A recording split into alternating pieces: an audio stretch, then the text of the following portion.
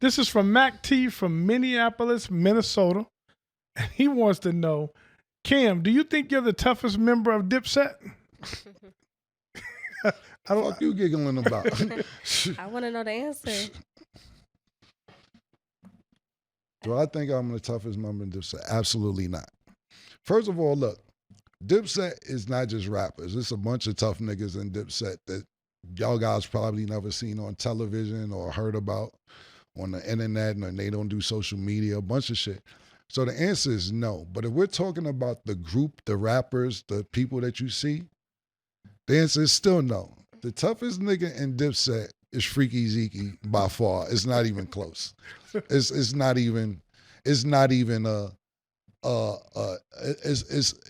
like this. It's us three, me, Jewels, and Jim, and Zeke is in the lead all the way over here. Like, Zeke is the toughest nigga. See, the problem is this with Zeke, my personal opinion. When Zeke tells his stories, he's so animated that niggas think he lying. He go all start flipping around and moving his arms and his legs and putting them to the side and doing all type of weird movements. So people be like, this nigga capping. This nigga's lying.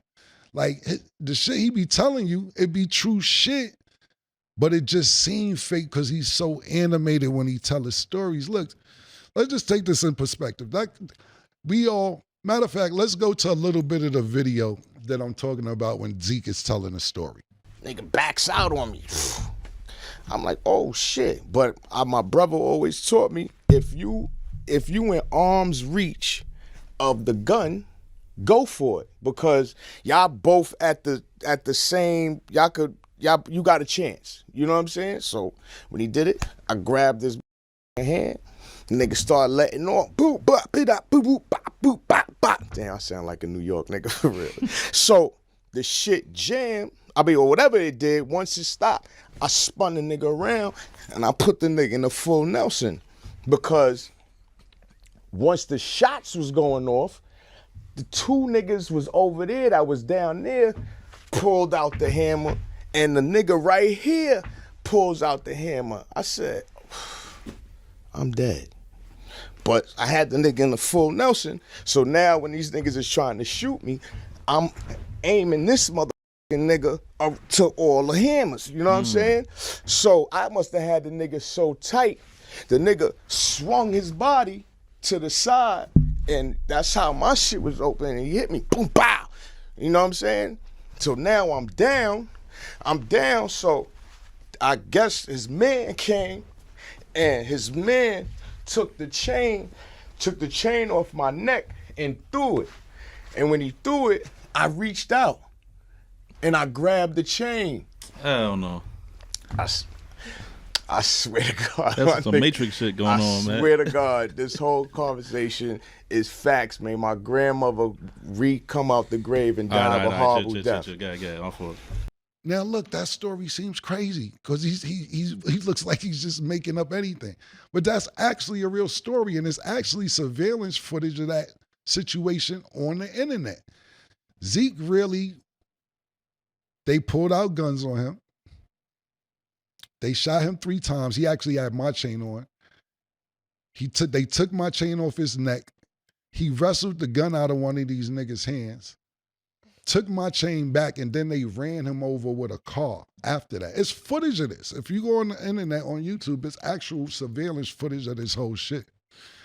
So imagine getting shot 3 times, still fighting, then eventually wrestle the gun away from your nigga, and then the homeboy man who you take the gun from run you over with the car.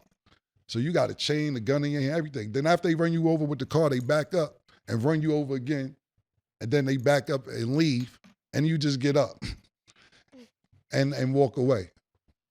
That's not a fake story. The story's actually on the net. And not only that, somebody died that night, our friend E. So Zeke got shot 3 times, but another one of our friends who was part of that, who got robbed, he got shot like 2-3 times, but he got shot in the head, and he actually died in that same robbery that we was talking about. He sat there and told Zeke, please don't leave me here. Please don't let me die, man. Shout RPE. But he ended up dying that night. But when Zeke tells this story, it just seems fake, but it's really a real story. And I'm just giving you one incident out of 100 incidents where Zeke is really a wild nigga. So to answer your question, we'll do a whole Zeke topic another day. But if the toughest nigga visually, if we just talking about the rappers or the artists, is Zeke by far, man. It's not even close. Yeah, Zeke is pretty animated. Yeah.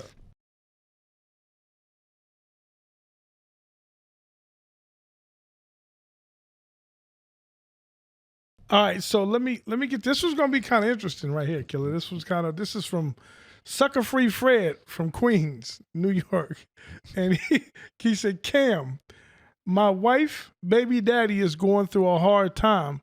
She asked if he could stay in our house for a while.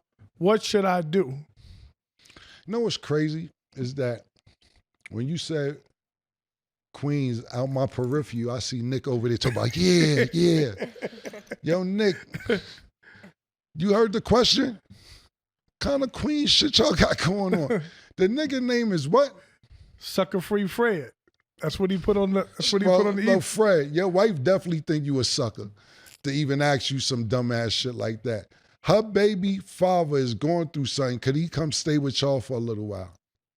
You know what, Jazz? Let me think. What do you think about this before I answer it? Absolutely not. That's crazy.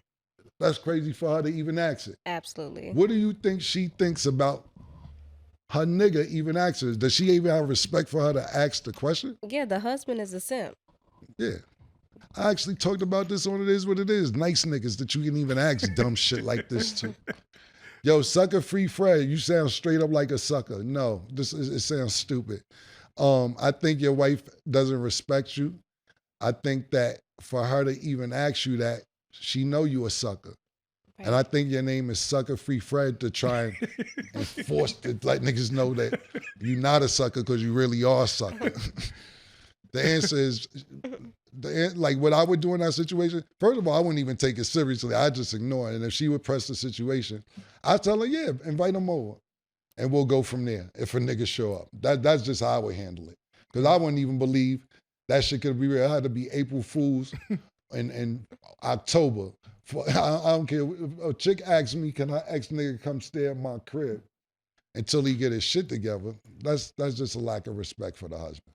Yeah, she might be doing a little reverse poly. What's that poly? What is it called? When they like I don't know. when they It's have called poly, yeah. yes poly. So she might be reversing that shit. Reverse poly? Yeah, that's what Listen. it sounds like she trying to do. Listen, if Sucker Free Fred is with that, I can't be mad at Can't Sucker put it Free past them. Fred. I can't be mad. Listen, like, and I get what you're saying because there's a lot of poly going on. But what I'm saying is this: to even say that out your mouth, pause, to a nigga shows the lack of respect. Yeah, The lack of respect is just out of control. Yo, you mind if my baby daddy gonna do something? What you talking about? Nah, he ain't, he down right now. I'm just gonna stay over here till he get back on his feet. What? Yeah, all right, nigga. Fuck is, yo. Let's move on before I still go, because I go somewhere else with this shit. This should be here for 30 minutes, man. all right. This one's pretty good. I liked this one. John Stewart asked. He said, "What are some of the sneakiest things groupies do on tour or concerts?" It's from Tucson, Arizona. Well, what y'all bitches be doing, Josh? I'm not sneaky. I don't know. All right. Shicey shit. Cause we really didn't play that. We played. See, the thing about us is that we always stay protected. When I say stay protected, is if we know we drinking after the show, this, that, third, we always had a manager there. We'll take all our jewelry, all our money, and give it to him because we knew he didn't want no girls after the tour. Right. He was there to take care of business. Or we always, I can't say it. I hear the stories like you just told the stories, but what I will say is this: I'll give advice to young artists who have jewelry and everything else. Look, make sure you got a nigga with you who don't want no bitches, who's there just to take care of your business. Make sure if he's black, or have a black man or a white man, not no niggas. Not a nigga taking care of this. Put all your jewelry, all your money in the bag, and don't let nobody know what hotel room he's staying in. And that way you could wake up with all your shit. Secondly, a lot of times make chicks turn their phones off too and take their phone. We don't want, I know you, it's the Instagram era and you want to post this, that, and the third, but my safety come first because if they start texting niggas where y'all at, now you could potentially get robbed. These are some of the precautions that you need to take. Even if you wear a condom. Tie it up, pause, and flush it. Watch it be flushed. Don't let these bitches pick your condoms up and all that other shit. You know, I don't know if they still turkey bastering out there with them joints. Shit was a real thing at one time. Turkey bases, man. Flush the condoms, man. But I never really got caught out there because we would take precaution from bitches. When you go to the NFL, they have a class on stuff before you get to the NFL, how to avoid getting robbed, getting caught up, getting trapped. And you know what? They still ain't listening. They still ain't listening. These NFL players still be getting caught up, still going raw, pull-out game is weak, pause. And then they get mad at niggas like us for reporting it on It Is What It Is. Oh, well, nigga. Oh, well. And listen, I'm going to name one of these episodes on Come and Talk to Flea. I'm going to name you tender athletes too. Not just about bitches. Y'all niggas who be tender about everything, my nigga. Y'all in the public light. This is what y'all want your whole life. Then y'all get caught slipping, not in a bad way, robbed, killed, or anything like that. You let these bitches expose you, or you feel a way about somebody talking about what you did, whether it be a boxing match, whether it be a basketball game, whether it be a football game, whether it be rugby. That's our job, to talk about what the fuck going on. Stay the fuck out the news. But I'm gonna do an episode on all y'all niggas. That's what I'm gonna do. I'm gonna bring up everybody who has a problem with what I say on It Is What It Is, and y'all gonna get the attention that y'all need. Yeah, my sneaky was different than yours, but I understand what your sneaky is now. See, you on the wire sneaky. I was thinking about like girls, but it makes sense now what you said. Yeah, you saying motherfuckers trying to rob people and doing sneaky shit. Like, okay, exactly. I got you. Keep your eyes on the girls because one of them could be distracting the guys while the homegirl is Do somewhere. you got a scenario that why would you say that? Do you know girls like that or used to? Yeah, I know girls like that. And what do they do? So like, the celebrities will have a party and then one of the girls to be entertaining the guys and then their homegirl is somewhere stealing watches. Okay. Have you ever stole? No. But you was with the bitches who did steal? Yeah. And when they stole it, what was your reaction? It's like, okay. Okay, girl, get it how you live. Okay, that ain't me, I respect that. I respect it. Go ahead, homegirl. I respect that. At least you keeping it real that you run around with some trifling ass bitches just stealing niggas' watches, man. I like that.